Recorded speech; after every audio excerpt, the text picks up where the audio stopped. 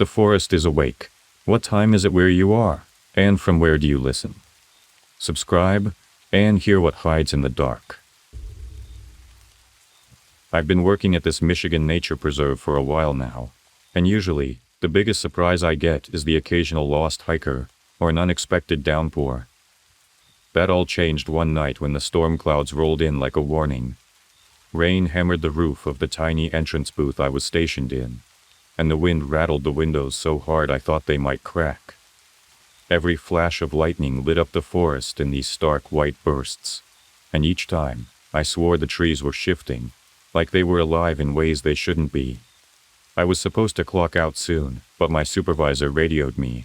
Roads were flooding, and I needed to pack up before they got any worse. I'd done this routine in bad weather before. Heck, I've practically lived at this park on rough nights, but something in the air this time felt genuinely off. The booth light gave me just enough illumination to see the sheets of rain pounding the dirt road. Beyond that, shadows ran together like ink on wet paper. I double-checked the lock on the money box, then shoved my gear into my backpack. The second I stepped outside, the downpour smacked me so hard I almost dove back in. Water was pooling around my boots, and visibility was down to a few yards at best. My flashlight created a jittery beam that kept bouncing off raindrops, making it hard to tell what was just a swaying branch and what might be something else. Thunder cracked again, and I nearly dropped my keys. It was so loud I felt the rumble in my chest. As I fumbled to secure the booth door, a flicker of movement caught my attention. It wasn't just a gust of wind or a trick of the light. There was a silhouette, tall and gangly, standing deeper in the darkness. The way it shifted reminded me of an animal trying to walk upright, like it wasn't designed for two legs. Rain soaked my jacket in seconds, but I couldn't tear my eyes away, because that shape was definitely looking back. I tried to pretend it was just a deer or something harmless, but my gut told me otherwise. I snapped out of my daze long enough to break into a run for my car. Water splashed up my shins with every step. My hands were shaking so badly I almost couldn't fit the key in the door. By the time I got inside, my clothes were plastered to my skin, and my heart hammered like it was trying to punch its way out. Turning the key in the ignition, I heard the dreaded click of a dead engine. I muttered a few choice words, praying it was just a hiccup. On my second try, the engine coughed into life. Lightning flared again, and for a split second, I glimpsed that figure closer than before, its elongated limbs bent at eerie angles. I jammed the car into drive and peeled out faster than I'd ever done in park property. The radio, which should have been blasting my supervisor's voice, hissed with static. Normally these things are built tough. They've worked through hail and snow without a glitch, but now it was nothing but white noise. Rain hammered the windshield the entire ride back. My tires slipped more than once on the muddy road, and it felt like the storm was trying to keep me from reaching the main lodge. The headlights lit up the drizzle in a frantic swirl, and even with the wipers going at full speed, I could barely see. Every so often I thought I spotted something on the edge of my vision, darting between the trees. When I finally rolled into the lot, relief flooded me. The office lights glowed faintly through the storm, promising some scrap of normalcy. I slowed to park, thinking maybe I'd imagined it all. But a lean shape, impossibly quick, zipped across the beams of my headlights. It was thinner than anything I'd seen before, limbs too long, posture almost predatory. I killed the engine and sat there in stunned silence, soaked and on edge. Rain hammered the roof, and thunder rumbled, but my focus was on the darkness beyond the lights. Nothing else moved, yet the hair on the back of my neck refused to settle. I needed to get inside, let them know the night had taken a strange turn. But for a moment, I just stayed put, listening to the storm and trying to convince myself I hadn't witnessed something that defied reason. Eventually I mustered up the courage to hurry from my car to the office door. I went in, dripping water all over the floor, not really sure how I'd explain that I saw something that looked nothing like a normal animal. Maybe it was stress. Maybe it was just the storm making me see shapes. I told myself that once the rain passed, everything would be fine. But deep down, I knew the park was different now, and I had a bad feeling the night's events were only the beginning. I've always thought of myself as pretty resilient. After that stormy night, though, I noticed my senses were on high alert. Every time a branch snapped or a leaf rustled, I'd spin around, expecting to see something lurking. My coworkers teased me about being jumpy, but they didn't experience what I did. It was like the forest had changed overnight, and I couldn't pretend otherwise. That evening, I was assigned to do the final trail check before closing, a standard duty where we make sure no one's stuck or lost. I headed out around 9, with a headlamp and my usual gear. The place officially shuts down at 11, but we start clearing people early in case someone has an emergency or the path is too dark to navigate. Normally, the routine is simple enough. Walk the main loop, call out a few "Hey, anybody still out here" lines, and move on. This time, the walk felt different from the very start. The first half-mile passed in silence. The quiet was unsettling. No owls, no nighttime insects humming. My footsteps echoed in a way they never had before, crunching leaves and twigs underfoot. After a while, I thought maybe this was me overreacting again. But as I reached a bend in the trail, something drifting on the breeze made my stomach turn. A rancid smell, like soggy fur mixed with rotting vegetation. It was strong enough to make me pause and cover my nose. I swung my headlamp toward the trees, trying to pinpoint the source. Yet all I saw were dense trunks and shrubs shifting slightly in the breeze. Further in, the odor grew more pungent, practically clinging to the air. Just as I considered turning back early, a noise ripped through the silence.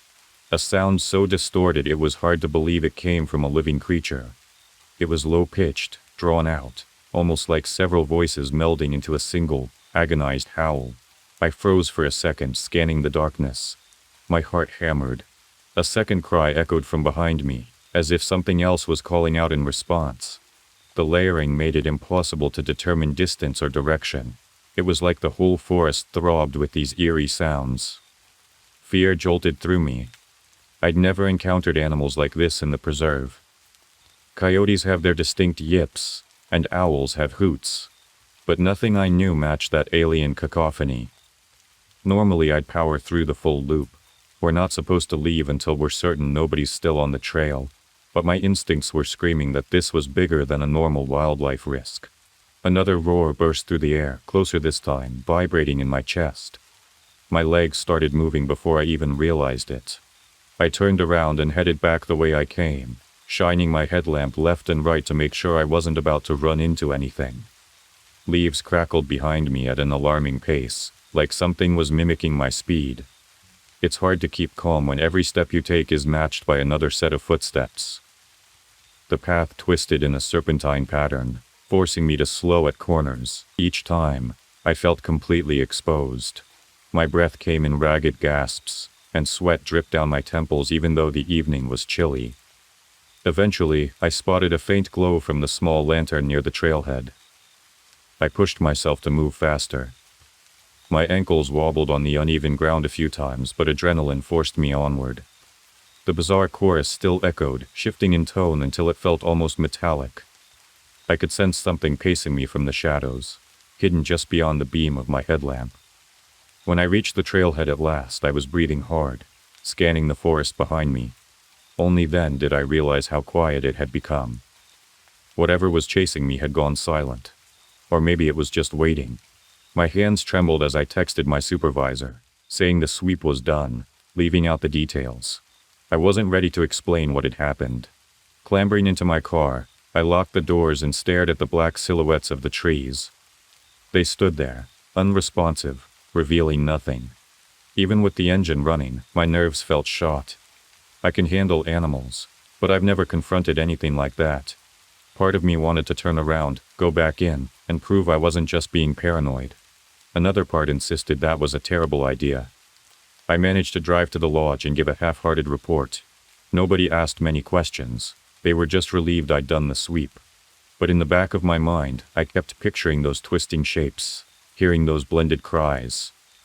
Something was out there. Something I couldn't classify. And the worst part was knowing I'd probably have to head back into the trails again soon. The thought clung to me the rest of the night, like a warning I couldn't ignore. I started noticing everything that shouldn't be there. Strange tracks in the mud, ominous scratch marks on the fence near the lodge, and a lingering odor nobody could explain. My colleagues wrote it off as scavengers, or maybe just my imagination. But I was done brushing it aside. Something was definitely lurking among these old trails, and I was determined to figure out what. I rummaged through my grandparents' old trunk at home, where I keep the protective charms my family swears by. I picked one I hadn't worn in years, a small carved symbol that always struck me as both comforting and menacing. It felt right for what I was up against. After all, the strange sightings weren't letting up, and I was convinced that the preserve held some presence not found in any field guide. That night, I decided to return to the deepest part of the trail network alone. Maybe it was a mistake, but I needed answers. My flashlight was upgraded with fresh batteries, and I stowed a flare gun in my backpack just in case.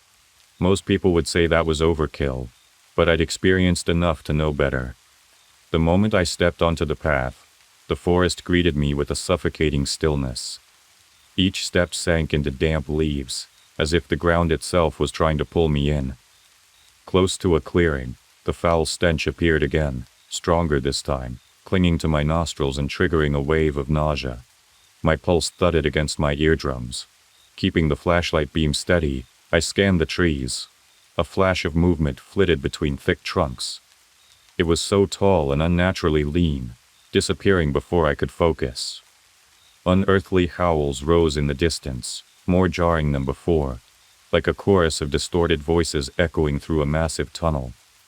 With each new call, I felt cornered, and my mind reeled at the thought of multiple creatures roaming out there. Branches rustled overhead despite no wind. Dim yellowish reflections, like eyes, winked in and out beyond the reach of my light. One was directly to my left, another behind me, and a third deeper in the darkness. My breath turned ragged. I fumbled for the flare gun, half thinking I might scare them off with a blinding flash. A loud snap erupted from a few yards away, and I accidentally fired the flare. Crimson light seared the night, revealing shapes crouched within the gloom. Their limbs bent in ways that made my skin crawl. The stench grew overpowering. Instinct took over. I sprinted down the path, feeling brush snagging my clothes and leaving scratches on my arms. The echoes of those howls followed me, accompanied by thrashing movements that never seemed far enough behind. I stumbled more than once, struggling to keep my balance on the uneven trail, but the surge of fear propelled me forward. When I finally broke free into a small open area near the main trailhead, I whirled around, expecting to see them closing in. The forest had gone eerily still again. My flashlight trembled in my grasp, casting shaky beams on bare ground and twisted tree roots. No sign of those silhouettes. Yet the odor lingered, as if the air itself had absorbed it. I made it back to the parking lot in record time, slammed my gear into my car, and dropped into the driver's seat, trying to catch my breath. For a moment, I sat there in total disbelief, replaying the scene in my mind. Although I managed to escape, I realized I'd just confirmed my worst suspicions. There was more than one of those things, and they wanted me off their territory. After returning, I considered warning the rest of the staff, but fear and pride clashed in my mind. Who would believe me? And yet, the truth pressed down on me. Ignoring it was no longer an option. I might not have discovered what these entities truly are, or how far their domain stretches, but one fact burned itself into my thoughts. The preserve belongs to them once the sun goes down, and I doubt they're leaving anytime soon. I remember the sun beating down on our station wagon as we bumped along the winding dirt road. My grandfather Marshall was at the wheel, determined to find some perfect spot for the picnic he'd been talking about all week. My grandmother Lucille sat stiffly in the passenger seat, pretending to be calm. In the back, I was crammed between my two aunts, Sherry and Marcia, who were bickering about who was hogging the most space. Mom was trying to referee, but her voice was nearly drowned out by the rumble of gravel under the tires. Marshall finally spotted a clearing and pulled over. I was thrilled to escape the cramped car, but it didn't take long for my eagerness to turn sour. The air itself seemed oddly stagnant, too still, like the woods were keeping a secret. Normally I would have been running around collecting wildflowers or climbing on old stumps, but something tugged at me to stay close to everyone else. We started unloading the trunk. Lucille spread a blanket on a patch of grass, while Mom fussed over a basket of sandwiches. Marshall, who never explained himself, announced he was going to look for something out past the tree line. The rest of us huddled in the clearing, trying not to wonder why he'd stalk off without another word. My aunts usually loved exploring, but this time, they stayed put, fiddling with the cups and plates like they were afraid to wander too far. As I helped lay out the plates, Sherry nudged me, eyes wide. She jerked her chin toward a mound of dirt that looked freshly tossed. It sat just outside the ring of sunlight, partly in the shade of an old oak. Stones were half buried on top, making it look like a little grave, too big for a rabbit or a stray raccoon. My stomach felt heavy. I glanced at Lucille, hoping for reassurance, but she avoided my gaze. She told us very firmly to leave that mound alone. The shake in her voice made it clear she didn't have a good explanation.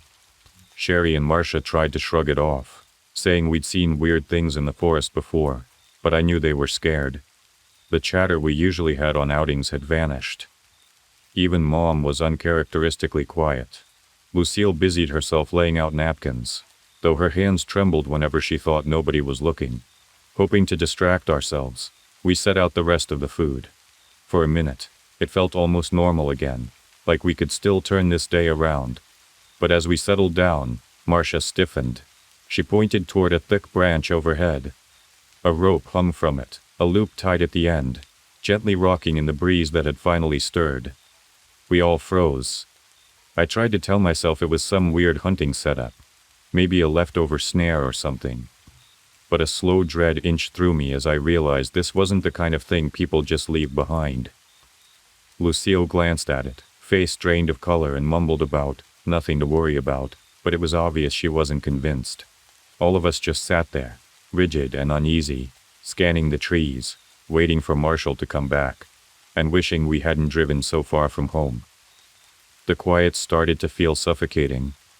Each little crunch of leaves in the distance made us tense. The picnic we'd planned so happily was devolving into a silent watch over that mound and that rope. With every passing moment, I became more certain that something was deeply wrong, and we were stuck in the middle of it, waiting for a man who never showed fear to return from somewhere deeper in the woods. I remember all of us huddling together after noticing that rope. We were on edge, debating if we should pack up and leave or wait for Marshall to come back. Nobody wanted to say it out loud, but we all had the same unspoken question. What if something was really wrong? Lucille kept whispering, "It's just an old rope, that's all." But it felt more like she was trying to convince herself. Aunts Sherry and Marcia stayed close by Mom, glancing around as if the forest itself might lash out. Even the breeze rustling through the leaves felt off. Every flutter of motion had me scanning the edges of the clearing, wondering if I'd see a figure behind a tree or some shadow darting away. Suddenly, a low rhythmic thud came from deep in the woods. It was so faint at first that I wondered if I'd imagined it. Then it grew more distinct. 3 sharp beats, then a pause. 3 more. A pause. Over and over. Mom's face tightened. Nobody spoke. The beats rattled me more than any crashing noise could have. It felt deliberate, like someone, or several people, wanted to send a message. Marcia dared to say, "Maybe it's just hunters," but Sherry cut her off, shaking her head. We all knew this didn't sound like any hunting ritual we'd heard about. The drum-like pulsing kept going, and the tension around us climbed. Lucille knelt and tried to gather the cups and leftover food, like maybe if we tidied up, the odd chanting would vanish. The clink of plastic felt absurdly loud against the hushed clearing. Then the voices joined in. It was a strange hum, layered in a way that made it impossible to tell how many people were out there. Each echo merged with the drum beats until it felt like the air was vibrating. I felt it in my chest, like a pulse that wouldn't quit. Lucille shot me a look. Her eyes were wide, and she opened her mouth as if to say something, but stayed silent instead. No one wanted to admit we might be surrounded. With Marshall gone, we were stuck. Leaving him behind wasn't an option, but staying in that clearing felt more dangerous by the second. The rhythmic chanting crept closer, swelling in volume. It wasn't random noise. It had a pattern, almost like a ceremony. A few times I thought I glimpsed movement among the trees, but whenever I tried to focus it was gone, replaced by shifting shadows. Sherry clutched my arm and pointed to the mound. Nothing had changed about it, yet somehow it seemed more sinister, like it was connected to that drum beat. I kept imagining something, or someone, buried there. The chanting reverberated in my ears. My own breathing felt shallow. I didn't want to show how spooked I was, but it was too strong a feeling to hide. We bunched together on the picnic blanket, hardly aware of the food we'd scattered around earlier. The only thing anyone cared about was spotting Marshall's return. The wait was excruciating. I glanced at Mom. She attempted to steady her breathing, though her hand trembled on the basket's handle. Lucille scanned the tree line, her fingers curled into fists at her sides. The voices rose again, this time deeper, more urgent. The 3 beats of the drum hammered away, punctuated by those guttural chants. The forest seemed to close in, a wall of thick trunks and branches that trapped us. I kept wishing we'd never left home, or that we'd settled on a different patch of woods, anywhere else. The strain on my nerves was overwhelming, and I knew everyone else felt it too. Then Marshall burst into view, practically tearing through the undergrowth. He yelled at the top of his lungs, eyes wild and complexion pale. For a split second, none of us moved. We were so stunned to see him look that distraught. Lucille jolted into action first, grabbing whatever she could. Mom hustled the rest of us to our feet, and we bolted for the car, all of us spurred on by the fear in Marshall's voice. I kept glancing over my shoulder as we ran. The chanting seemed impossibly loud, echoing between the trees and pounding in my ears. Although I couldn't see anyone out there, the drum beats and voices gave the impression we were being watched from all sides. If we'd stayed, I'm not sure we'd have made it out. By the time we scrambled into the car, I was so unnerved that I could barely focus on shutting the door behind me. Marshall slammed the driver's door, started the engine, and tore away. As we lurched forward, I peeked out the back window. The clearing vanished behind swaying branches, but the noise still followed us, lingering in the distance like an evil echo. Whatever was out there, we had no desire to face it again. Marshall's foot slammed on the gas, and we jolted forward so fast that I nearly pitched into the back of the front seat. None of us said a word. Everyone stared at him, trying to understand what had shaken him up so badly.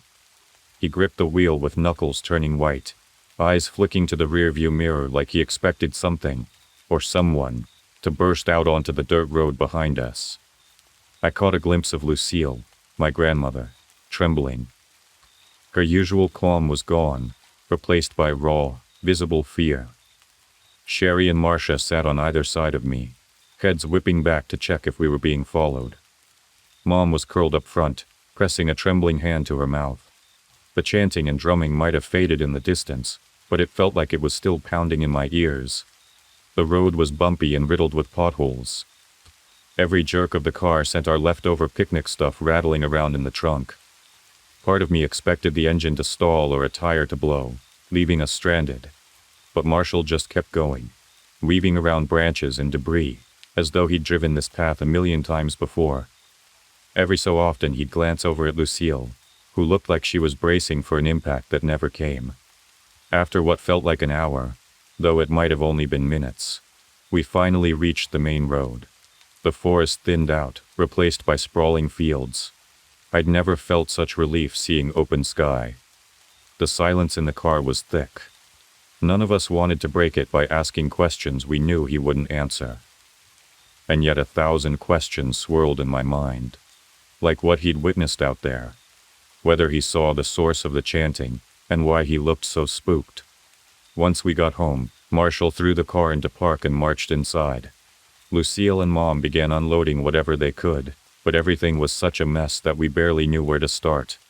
There were smashed sandwiches, soaked blankets, and plastic cups covered in dirt. My aunts hovered in the driveway, exchanging uneasy looks. The warmth of the sun didn't help. We were all chilled in our own way. I headed inside, following the dull thud of Marshall's boots down the hallway. He was in the kitchen, leaning against the counter, staring at the floor. I asked him if he was okay, voice shaking despite my best efforts to sound calm. He looked at me with a stare that almost stopped my breath, then snapped, "Don't ever ask me about this again." It was like a door slamming shut. Mom and Lucille came in behind me, both of them looking just as stunned. None of us tried to get any more words out of him. We knew by now that once he drew a line, there was no crossing it. In the days that followed, we tiptoed around him, hoping maybe he'd open up on his own. He never did. I remember lying in bed that night, barely sleeping, replaying the day's events. The drum beats echoed in my head. Every time I closed my eyes, I pictured the rope hanging from that gnarled branch. I tried telling myself it was just a bad dream, but the image wouldn't leave me. Mom mentioned the mound a few times, wondering if there was something buried or if it was some bizarre prank, but no one had a real answer.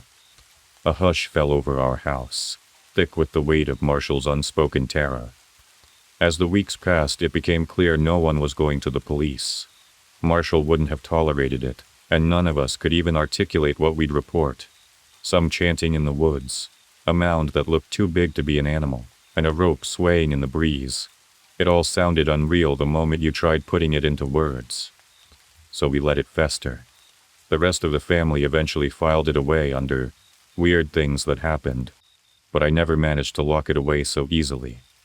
To this day, the entire ordeal lingers in my mind, especially the image of Marshall, unshakable, stone-faced Marshall, running for his life through the trees.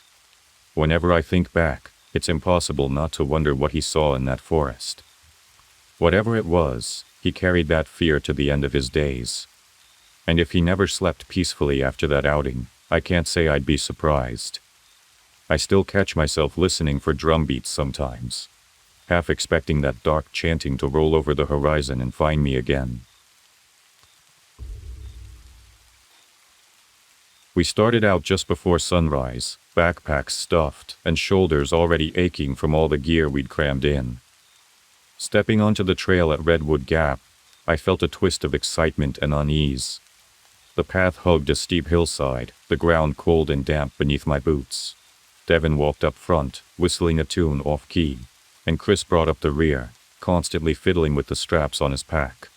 I took the middle spot, my senses sharper than usual. The trees overhead formed a canopy so thick that even the early light struggled to reach us. Each breath tasted like wet leaves and morning fog. I kept craning my neck, trying to pick out any sign of wildlife or other hikers, but the place felt deserted. Not silent, though. Somewhere in the distance, water flowed, and every so often a branch snapped, echoing across the valley. We made good progress for the first few miles, passing stunted shrubs and weaving through narrow switchbacks. At one point, I nearly lost my footing on loose gravel, and Devin had to yank me upright. He laughed, cracking a joke about me needing better balance. I gave him a half-hearted grin, but I couldn't help scanning the tree line, waiting for some unknown presence to reveal itself. By midday, the sun pierced through in patches, lighting up sections of the trail. We paused on a rocky overlook to catch our breath, and I stared down into a valley filled with evergreens. Everything looked peaceful from up there. Chris said something about wanting to eat lunch, but Devin insisted on pushing another hour before breaking. We'd heard that Lake Vesper, our target for the night, wasn't too far away, and he wanted a longer rest at camp. The last stretch toward the lake turned into a slog. My shoulders ached, sweat stuck to every inch of my skin, and the trail took on this claustrophobic feeling. The trees pressed in, and the air seemed heavier. Chris tried to lighten the mood by telling dumb jokes about some local legend he'd read online. Stuff about hermits who lived off the land. Devin rolled his eyes, but I found myself looking over my shoulder more often. When we finally reached Lake Vesper, the sight was mesmerizing. Crystal clear water lapped at a pebble-strewn shore, tall rocks framing it like giant sentries. We dropped our packs and collapsed onto the nearest boulders, relief washing over us. Devin started setting up the tents while Chris gathered fallen branches for the campfire. I looked out at the lake, noticing how still it was, like a sheet of glass reflecting the sky. After we'd settled in, we lit a small fire. The crackling flames offered a reassuring light in the growing darkness.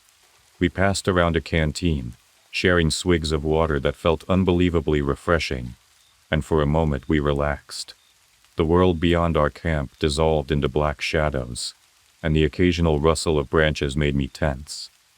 Chris and Devin laughed at me for jumping at the slightest sound, but I knew I wasn't just being paranoid. I busied myself with reorganizing gear, anything to keep my hands occupied. Eventually, we all huddled around the fire, exchanging stories of past trips, bragging about who carried the heaviest pack, and guessing how tough the next day's terrain might be. The crackle of the flames and the rhythm of Devin's teasing banter almost lulled me into a false sense of comfort. Almost. It was that first night in the wilderness, our guard down, our minds eager for rest, when a subtle awareness began to creep in. Something felt off. I couldn't name it. Maybe it was the way the wind died abruptly, leaving the night thick with a hush. Maybe it was the way the trees blocked out the moon, creating walls of darkness beyond the glow of the fire. Regardless, a prickling unease settled over me as we finally crawled into our tents. And so began our journey, a supposed 5-day trek that felt like a calling one moment and a dire warning the next. With Redwood Gap now behind us, we prepared to face the challenges and the strange suspicions looming ahead. I woke up to the sound of Devin unzipping his tent, groaning softly about sore legs and a stiff back. My own shoulders felt like someone had kicked them all night, and Chris looked like he hadn't slept much either. None of us admitted it, but the night's eerie quiet had put us on edge.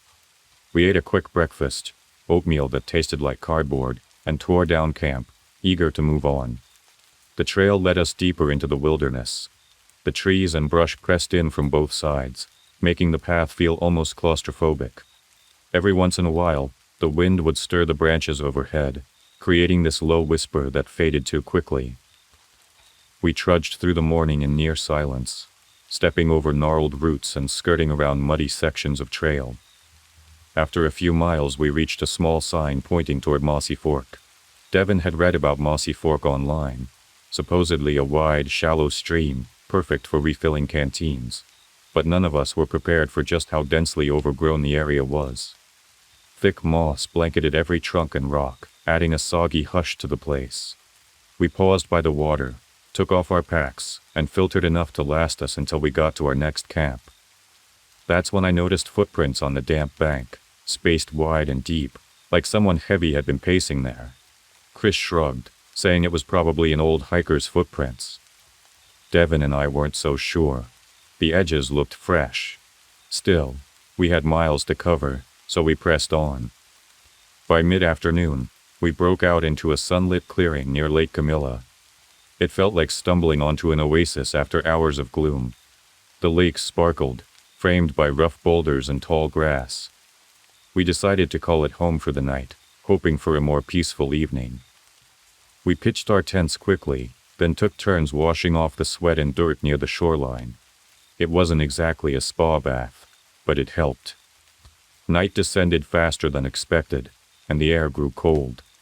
We lit a small fire, cooking freeze-dried meals and joking about how good a burger would taste. Devin claimed he kept catching glimpses of movement across the water.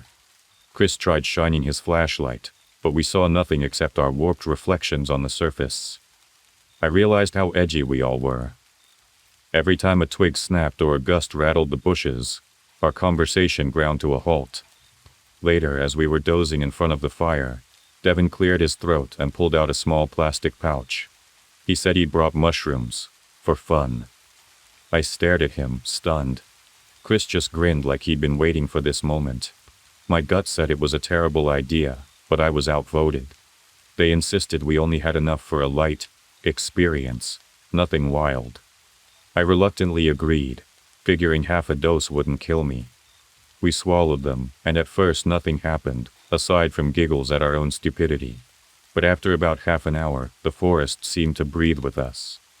Colors sharpened, shadows grew more defined. An odd sense of curiosity bubbled up in my chest, like I wanted to wander off and see everything around me in a new light. I meandered a short distance from the fire, watching the tree branches sway overhead. Something in the corner of my vision darted behind a trunk. I froze, calling out to Devin and Chris to see if they were messing with me, but they were still by the fire, laughing about some inside joke. My eyes strained to adjust, but the shape, whatever it was, slipped deeper into the darkness. We chalked it up to our altered state, though my skin kept tingling as if someone stood behind me. Devin insisted we all stay close to camp. We eventually crawled into our tents, but sleep was out of reach. Half the time, I felt like I could hear movement circling our little campsite. Twigs crunched, leaves rustled. Chris grunted in frustration, shining his flashlight out of his tent every 10 minutes.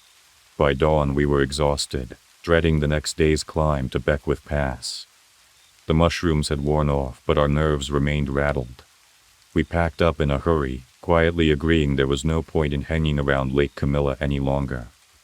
Something about that night, those footprints, the unknown figure, sank a lingering anxiety into our bones. We headed toward Beckwith Pass with heavy steps, each of us lost in our own worried thoughts. The trail started to rise, twisting over rocky ledges and offering occasional glimpses of steep valleys below.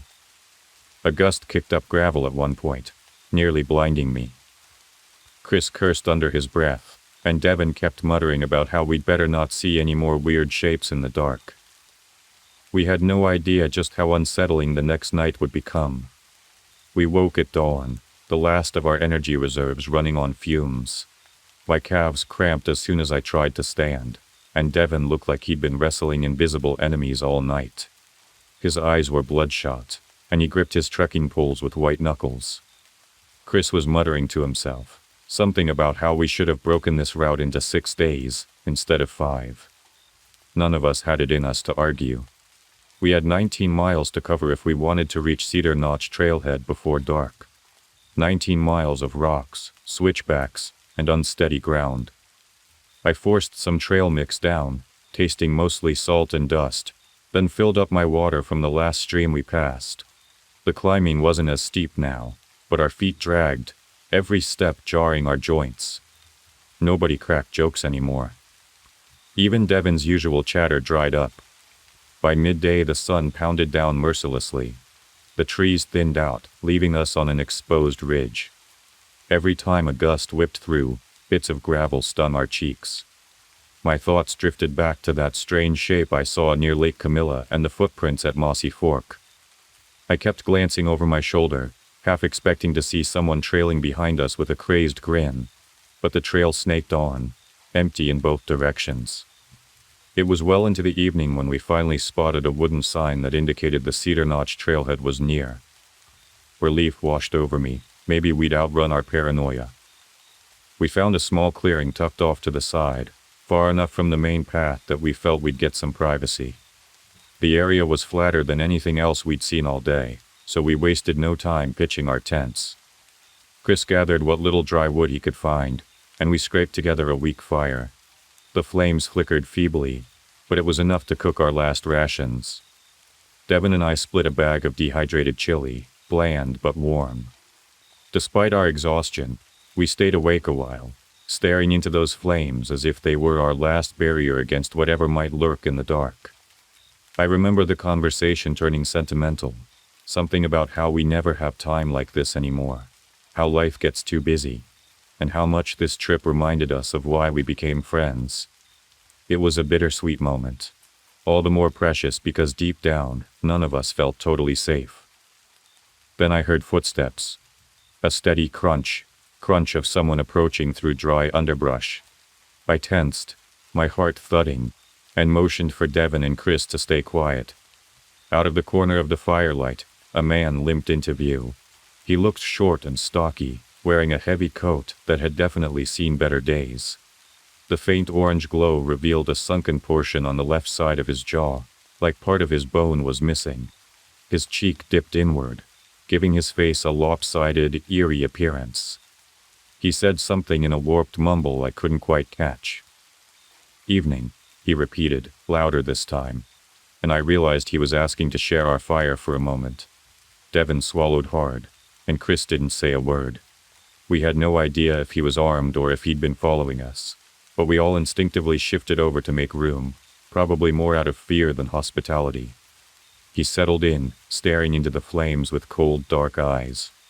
Up close, he smelled like sour sweat and damp earth, as if he'd been living out in the woods for weeks, maybe months. After an awkward silence, he started talking about the trail, asking if we'd come far. His voice had a low, shaky quality, like his jaw made it difficult to enunciate. Chris tried to keep his tone casual. Yeah, we just finished a 5-day route, heading home tomorrow. The man nodded slowly, lips curling in a crooked smile. You got the look of folks who've been out here a while, he said. Then he asked if we were armed. The question hung in the air. Devin cleared his throat. We have something small, he replied. He didn't say it was a handgun, but the man seemed to understand anyway. He leaned forward, gaze flicking between us. Good, he grunted. You never know who you'll run into. That line set my nerves on edge. Was it a threat, or just an observation? A few beats of tense silence followed, the campfire crackling between us. That's when he started telling a story, one that paralleled our journey way too closely. He described 3 hikers, lost in the hills, making noise at night, poking their noses where they didn't belong. He mentioned how they whooped and hollered near a lake, disturbing the peace of the locals. And I realized he was talking about us. My pulse pounded as he recounted details only someone spying on us could know. An almost fall off a ridge, the chatter by the water, our nighttime struggles. He spat insults at these arrogant city boys who didn't respect the land, and I felt my stomach knot. Chris looked furious, about to speak up, but I gave him a slight shake of the head. The stranger's eyes narrowed like a predator's, and I couldn't shake the sense that we weren't alone. He went on about how the forest had families, old families, who didn't take kindly to intruders, and he described how one particular stranger approached the hikers on their final night. My blood turned icy. It was him, and here he was practically confessing he'd been following us, possibly not by himself. Devin tried to stand up, but the stranger stayed put, a smug look on his battered face. He ended his story by saying the hikers finally got wise to who really owned these hills. The unspoken threat made my skin crawl. Then, with a slow, deliberate motion, he rose to his feet and limped backward, letting the firelight dance across his disfigured jaw. Be on your way soon, he told us. If you know what's good for you. He turned and walked off into the dark. But I heard more than one set of footsteps fading away, like someone else was out there, hidden from view. Neither Chris nor Devin spoke for a long moment. The night pressed in on us, and the realization that we'd been shadowed all this time ripped away any sense of safety we had. In a flurry of panicked motion, we packed up. We barely bothered with neatness, just shoved our tents and gear into our bags. Chris clutched the handgun, ready to fire at the slightest movement. I swung my flashlight left and right, half expecting to see a dozen shapes lurking in the brush.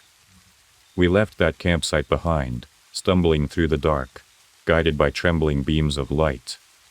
Every so often, I caught a flicker of movement in my peripheral vision, but I couldn't be sure if it was the wind, or some figure stalking us.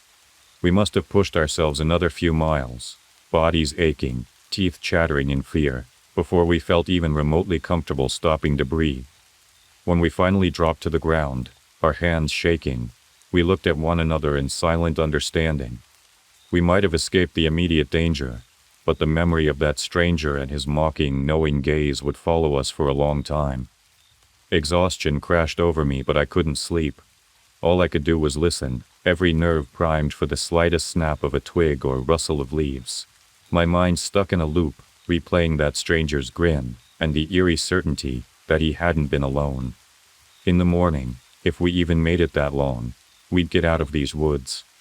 But I suspected that part of me would always stay behind, haunted by the knowledge that dark corners of the wilderness are occupied by people who fiercely guard their domain, silently watching every unsuspecting passerby. About a month ago, my friend asked if anyone had ever had strange experiences in southern Tennessee. and a few other nearby places, particularly in the mountains. I had too much going on to respond at the time, but my husband and I did have an experience there that I think is worth telling. Although most of our family doesn't know because we understand how they'd react, so we've never told them. While I realize this post describes many over-the-top experiences, my husband and I both went through the following exactly as I'll describe. I understand that not everyone will believe me, but since this post contains deeply personal moments in my life, I ask that everyone please keep comments respectful, whatever opinions you express on the subject matter. Thank you so much. This story needs background to convey some factors that were potentially involved. I suspect the events leading up to the trip to Tennessee may have had a direct relation to the severity of what we experienced while there. I had never wanted to marry, neither had my, now, husband. Then we met each other. We got engaged at ages 30 and 28 and had a 2-year engagement.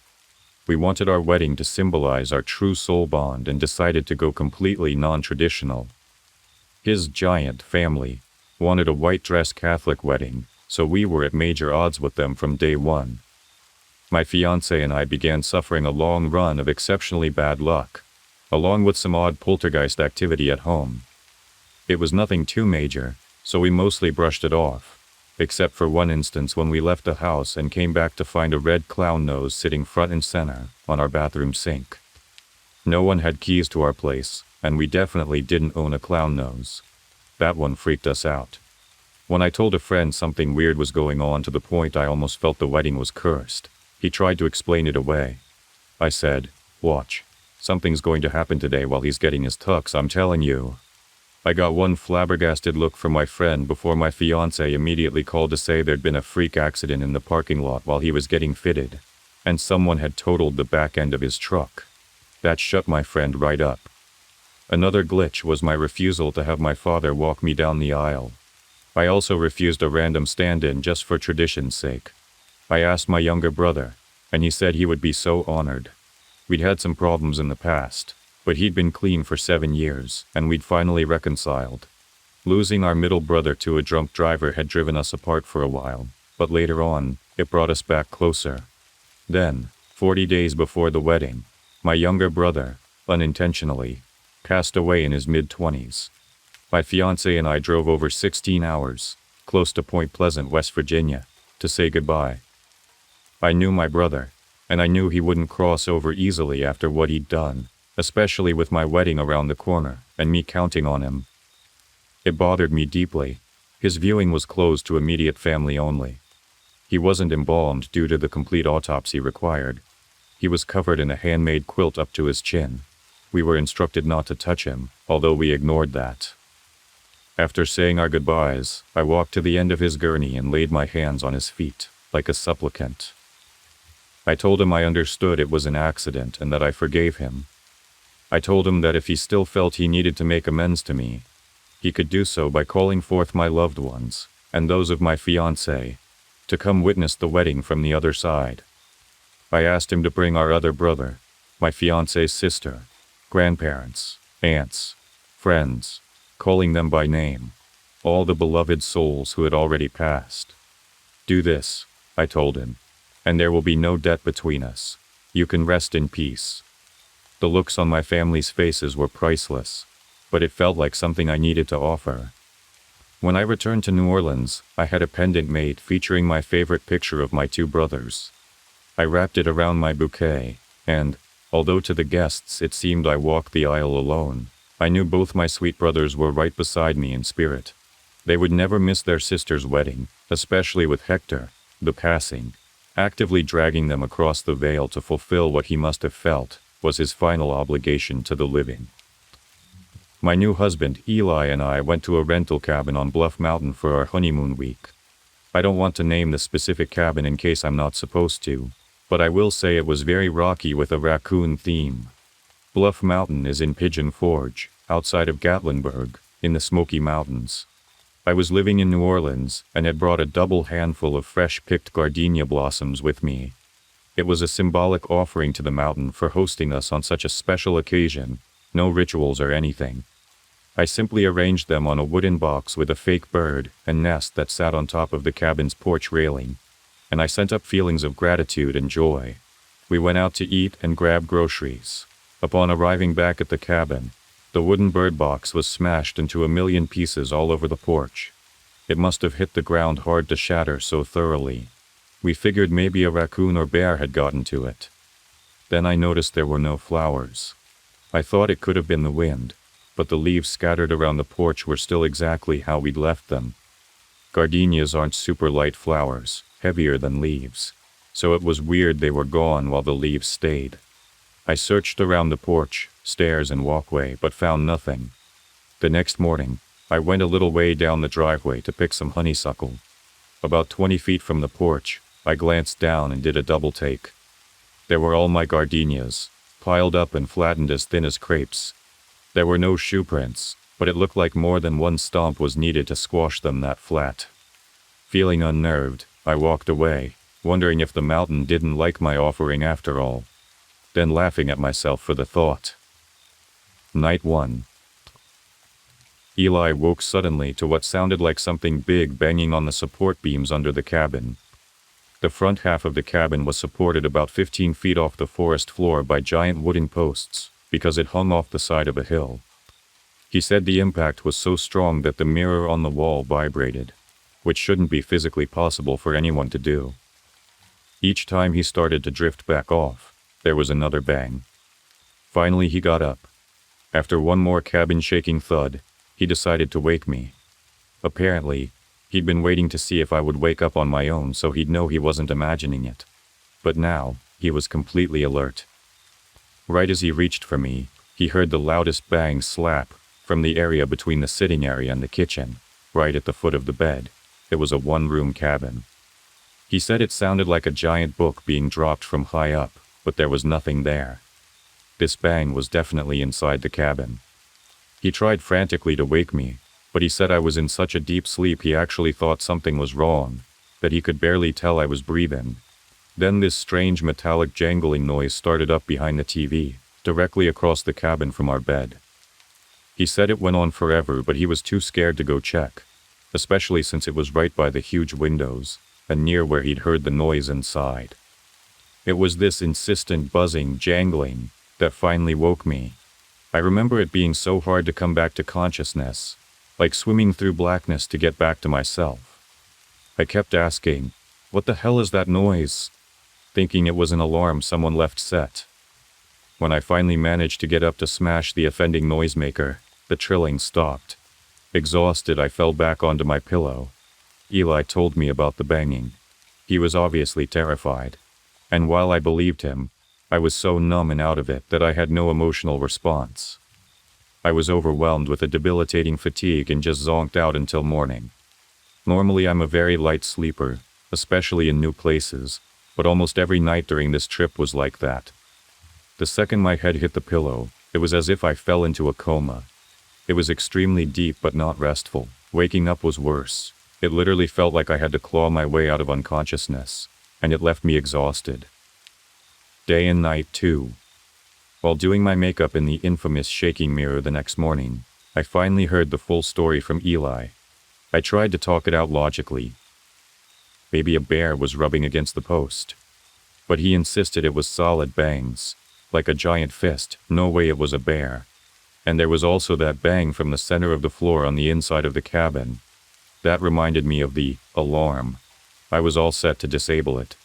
At the exact second I mentioned it, that horrible buzzing noise started up again behind the TV. We both jumped. I joked, "That's some interesting timing."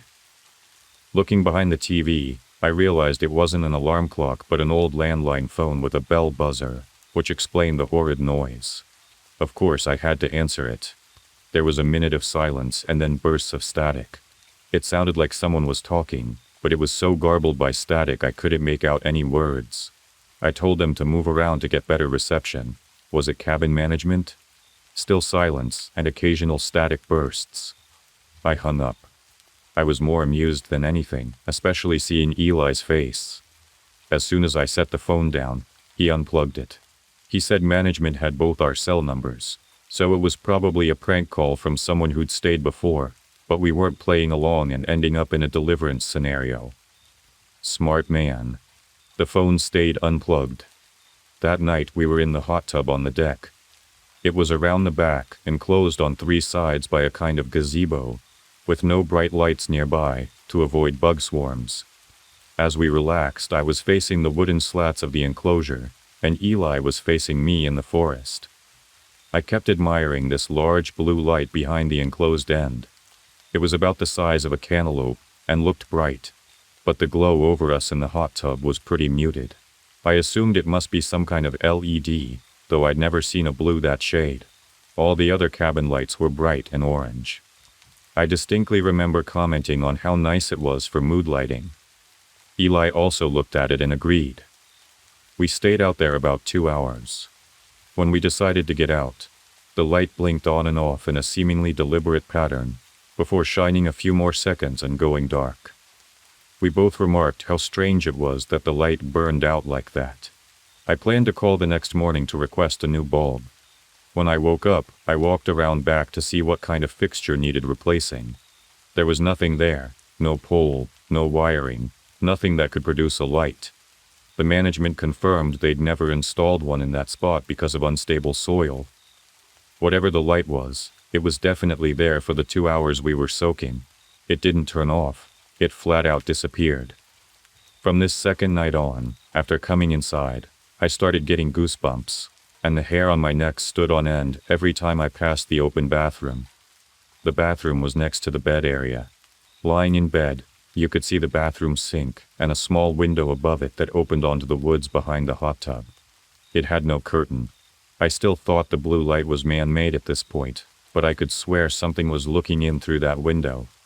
I'd been leaving the bathroom door open because I liked seeing the forest from the bed, but now I tried to keep it shut without Eli noticing I was creeped out. The next morning, Eli told me that any time he began to drift off, a resounding bang on the posts under the cabin would jolt him awake. He swore it was like something knew exactly when he was closing his eyes. He never got up, so how could it tell? Once again, I was no help, sleeping like the dead. Night 3. After scrubbing ourselves in the cabin's heavily sulfuric water, we got ready for bed. Walking from the bathroom to the bed, I remembered I'd forgotten to shut the bathroom door. Since Eli was already in bed watching me, I just kept going, telling myself to stop being ridiculous, although I was sure I felt eyes at that window. I had checked before and saw nothing unusual, but that feeling persisted. Then Eli quietly asked if I could shut the door. Why? I asked. Because that window gives me the creeps, he replied. It was eerie validation. That night, I had some disturbing dreams I can't really recall. Eli, however, experienced a severe bout of sleep paralysis, SP, though he initially swore it wasn't SP because he said he sat up, kicked, and yelled at the figure. Now, he agrees it was probably SP. Either way, he woke to eerie laughter, and saw what he described as a grudge-type woman standing at the end of the bed, laughing at him. I wouldn't wake up. He said she wore a white dress, had pale skin, black eyes, and a horrible mouth, and long black hair partially obscuring her face, surrounded by swirling black mist.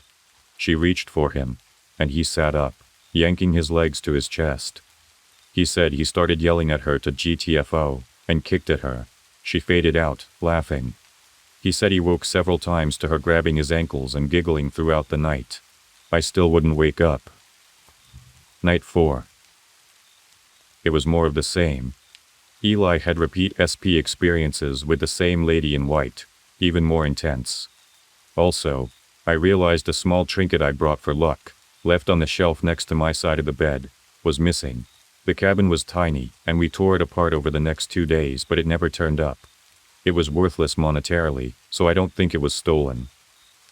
Night 5. Whenever I sat up on the edge of the hot tub to cool off, I felt that same sense of being watched I'd gotten from the bathroom window. I'd literally break out in goosebumps. It was a Friday, and we could hear a group of, guessing, college kids partying some distance away, close enough to catch their screaming, whoops, and cheers. Not wanting some creepy wood-savvy lurker to watch me, we went inside. Not much else happened that night beyond troubled sleep. At one point, Eli woke to frantic banging on a support post. but it didn't last long or repeat. Night 6, final. This was an extra night we received due to the terrible sulfuric water. The filters needed replacing, so they comped us a night. The water wasn't dangerous, just really, really stinky, like eau de la turd a la rotten egg. It was bad. Despite our weird nights, we'd been having a blast during the day. Riding rides, eating great food, trying good wine. Gatlinburg is amazing to visit.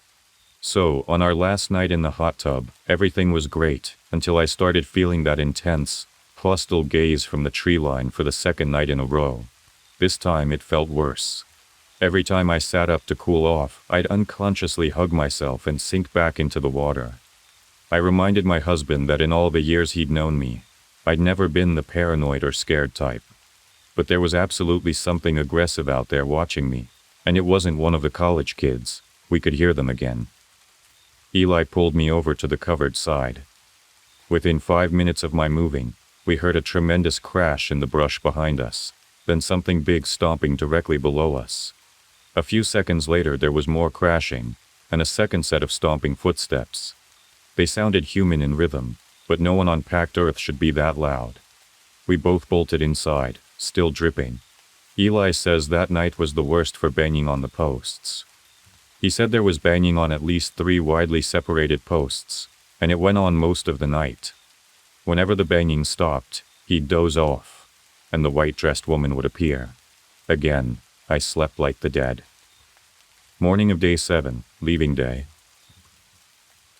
Something demanded my attention, pulling me toward consciousness. At first, it sounded like a parade of horses clip-clopping down a paved street. Then I remembered where I was.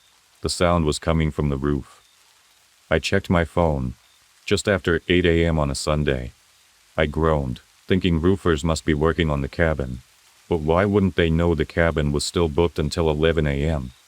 I glanced at Eli. He looked pale and was breathing very slowly, obviously exhausted. I gave him a half-hearted poke, but he was out cold. He'd been dealing with so much, I let him sleep. At least it was morning, sunny, and not something going bump at 4 a.m. Then I wondered what roofers worked on Sundays. I listened more carefully. It wasn't exactly a hammering. It really sounded like hooves pounding the roof. I decided I'd have to ask them to hold off until we checked out. I pulled back the covers and swung my legs off the bed. The second my feet touched the floor, the pounding on the roof stopped instantly, and the door handle to the main entrance, 3 or 4 steps in front of me, started rattling, violently. There were 2 things I noticed. There was no pause between the sound on the roof and the door handle. It moved from above me to right in front of me with no delay. The top half of the door was glass with a sheer curtain, and the sun was shining directly through it. I could plainly see that no one was near the door, yet the handle was shaking uncontrollably. I yanked my feet back onto the bed and ducked under the covers like a terrified kid. The moment my feet left the floor, the doorknob stopped rattling, and the pounding on the roof resumed in the exact same spot. Again, no pause. I stared at Eli, torn over whether to wake him. I was scared he'd wake up and hear nothing at all. But then his eyelids fluttered open on their own. "Do you hear that?" I whispered. He said yes. I felt so relieved I hadn't imagined it. We stayed there, whispering. He also thought it sounded like a horse, or multiple hooves but not quite metal. The pounding was so strong we could see the mirrors shaking, glasses rattling, and cabinets quaking. Whatever was on the roof was huge. The pounding continued for about 35 minutes, from around 8:02 a.m. until 8:36 a.m. Though I don't know how long it had been going on before it woke me. It was deafening, and absolutely terrifying. We lay there whispering about whether it was trying to break through the roof, though the glass doors would have been easier to smash. Eli decided he would get up and look. I told him about the doorknob shaking when I tried. After a moment's hesitation, he threw back his covers and stood. The pounding stopped. We both froze. Then came a horrible grating noise sliding across the roof. Our eyes went huge. Was that claws? I hissed in the softest voice I could manage. Eli jumped back onto the bed and the banging resumed. We had the quietest conversation ever about whether we'd actually just heard giant claws on the roof. It sure sounded like it.